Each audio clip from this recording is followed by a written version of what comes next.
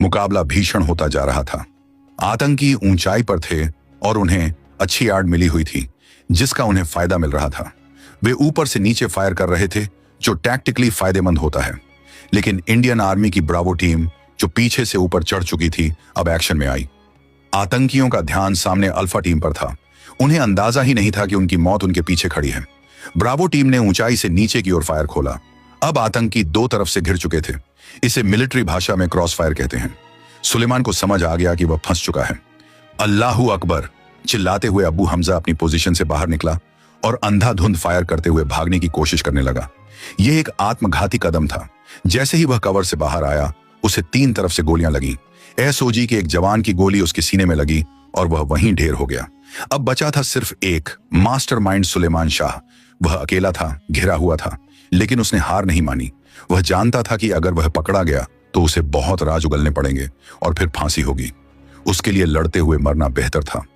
उसने अपनी पोजीशन बदली और एक बड़ी चट्टान के पीछे जा छिपा। वहां से उसने रुक रुक कर फायर करना जारी रखा। वह सेना को उलझाए रखना चाहता था ताकि शायद उसे कोई मौका मिल जाए, लेकिन 4 पैरा के कमांडोज ने उसे कोई मौका नहीं दिया। उन्होंने ग्रेनेड लॉन्चर का इस्तेमाल करने का फैसला किया। मेजर ने आदेश दिया, UBGL फायर, यानी अंडर बैरल ग्रेनेड लॉन्चर। एक जवान ने अपनी राइफल के नीचे लगे लॉन्चर से ग्रेनेड फायर किया। ग्रेनेड सीधे उस चट्टान के पास जाकर गिरा जहां सुलेमान छिपा था। एक जोरदार धमाका हुआ। धुएं और धूल का गुब्बार उठ गया। फायरिंग कुछ पलों के लिए रुक गई। क्या वह मारा गया या यह कोई चाल थी? जवान अपनी पोजीशन पर डटे रहे। कुछ देर तक कोई हरकत नहीं हुई। तभी धुएं के बीच से गोलियां चलने की आवाज फिर आई। वह अभी भी जिंदा था। हालांकि वह घायल था, लेकिन उसका जुनून अभी खत्म नहीं हुआ था। वह लगातार फायर कर रहा था और फौज को ललकार रहा था। आओ, मुझे पकड़कर दिखाओ, वह चिल्ला रहा था। यह उसकी हताशा थी। वह जानता था कि उसका अंत निकट है। मेजर विक्रम ने समझ लिया कि अब इसे जिंदा पकड़ना नामुमकिन है और इसमें अपने जवानों की जान का जोखिम भी है।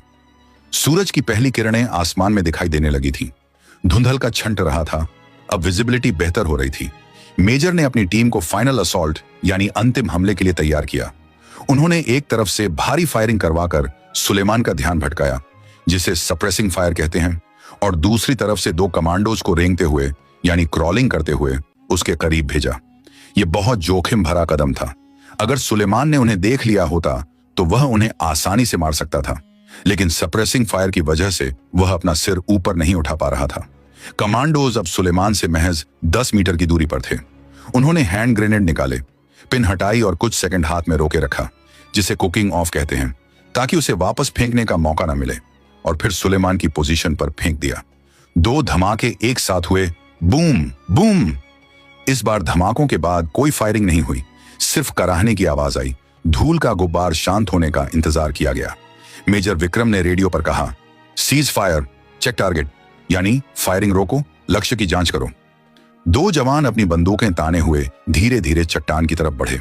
वहां का नजारा विभत्स था। सुलेमान शाह, जो पहलगाम का कसाई कहलाता था, अब मिट्टी और खून में सना हुआ पड़ा था। उसकी AM4 कार्बाइन उसके पास पड़ी थी, लेकिन अब उसे उठाने वाला हाथ बेजान हो चुका था। एक जवान ने उसके पास जाकर उसकी नब्ज चेक की। कोई हरकत नहीं। उसकी आंखें खुली थीं, जिनमें अब खौफ जम चुका था। जवान ने थम्स अप किया। Target down. यह शब्द सुनते ही पूरे यूनिट में राहत की सांस ली गई, लेकिन सतर्कता अभी भी कम नहीं की गई थी, क्योंकि जंगलों में अक्सर बूबी ट्रैप्स होते हैं। जवानों ने तुरंत सुलेमान के शरीर की तलाशी ली। कहीं उसने कोई सुसाइड वेस्ट तो नहीं पहन रखा था। सौभाग्य से ऐसा कुछ नहीं था। यह एक क्लीन ऑन ऑपरेशन था, जिसमें दुश्मन को सोचने का भी वक्त नहीं मिला था। Target down. ये 2 शब्द रेडियो सेट पर गूंजे और जंगल में मौजूद हर जवान के चेहरे पर एक संतोष भरी मुस्कान आ गई। लेकिन काम अभी पूरा नहीं हुआ था। पहचान की पुष्टि करना सबसे जरूरी था। क्या यह वाकई सुलेमान शाह ही था? जवानों ने उसके चेहरे को साफ किया और अपने पास मौजूद डॉसियर की फोटो से मिलाया। वही दाढ़ी, वही आंखें और माथे पर वह निशान, ये वही था। सुलेमान शाह उर्फ हाशिम मूसा, पाकिस्तान का पूर्व कमांडो और लश्कर का टॉप कमांडर। उसके पास से जो हथियार मिले, वे भी इस बात की गवाही दे रहे थे कि वह कोई मामूली आतंकवादी नहीं था। उसके पास अमेरिकन मेड M4 कार्बाइन थी, जिसमें नाइट विजन स्कोप लगा था। यह हथियार अक्सर पाकिस्तानी आर्मी की स्पेशल फोर्सेस इस्तेमाल करती हैं। इसके अलावा उसके पास से एक सैटेलाइट फोन, कुछ दस्तावेज और नक्शे भी मिले, जिन पर इंडियन आर्मी के ठिकानों के निशान लगे थे। मेजर विक्रम ने तुरंत बेस को कंफर्म किया। ऑपरेशन महादेव सक्सेसफुल, तीनों target neutralized, Suleman Shah is history, यानी ऑपरेशन सफल, तीनों ढेर। सुलेमान शाह अब इतिहास बन चुका है। यह खबर जैसे ही श्रीनगर हेडक्वार्टर्स पहुंची, वहां खुशी की लहर दौड़ गई। जीओसी ने तुरंत दिल्ली में सेना प्रमुख और रक्षा मंत्री को सूचित किया। यह एक बहुत बड़ी कामयाबी थी। पहलगाम हमले का बदला पूरा हो चुका था। उन 26 बेगुनाहों की आत्मा को अब जाकर शांति मिली होगी। लेकिन जंगल में अभी भी खतरा टला नहीं था। हो सकता था कि आसपास कोई और आतंकी छिपा हो या उन्होंने कोई आईईडी लगा रखा हो। इसलिए जवानों ने पूरी सावधानी के साथ तलाशी अभियान यानी सैनिटाइजेशन चलाया। तंबू के अंदर से उन्हें भारी मात्रा में गोला बारूद, सूखा राशन और दवाइयां मिली। इससे पता चलता था कि वे यहां लंबी लड़ाई की तैयारी के साथ आए थे। सबसे चौंकाने वाली बात यह थी कि उनके पास से कुछ ऐसे इंजेक्शन भी मिले जो अक्सर घायल होने पर दर्द कम करने और जागते रहने के लिए इस्तेमाल किए जाते हैं। यह सब पाकिस्तान की स्टेट स्पॉन्सरशिप का सबूत था। शवों को रिकवर करना भी एक चुनौती थी। ऊंचाई से नीचे लाना, और वह भी फिसलन भरे रास्तों से, यह मुश्किल काम था। लेकिन इंडियन आर्मी अपने दुश्मनों के शवों का भी सम्मान करती है। प्रोटोकॉल के मुताबिक पुलिस ने शवों को अपने कब्जे में लिया। पंचनामा भरा गया और उन्हें पोस्टमार्टम के लिए श्रीनगर भेजा गया। वहां डीएनए टेस्ट के जरिए भी उनकी पहचान की पुष्टि की जानी थी, ताकि पाकिस्तान यह झूठ न बोल सके कि वे उनके नागरिक नहीं थे। हालांकि पाकिस्तान हमेशा की तरह इसे नकारने ही वाला था, लेकिन सबूत अब दुनिया के सामने आने वाले थे। तो दोस्तों, यह थी ऑपरेशन महादेव की इनसाइड स्टोरी।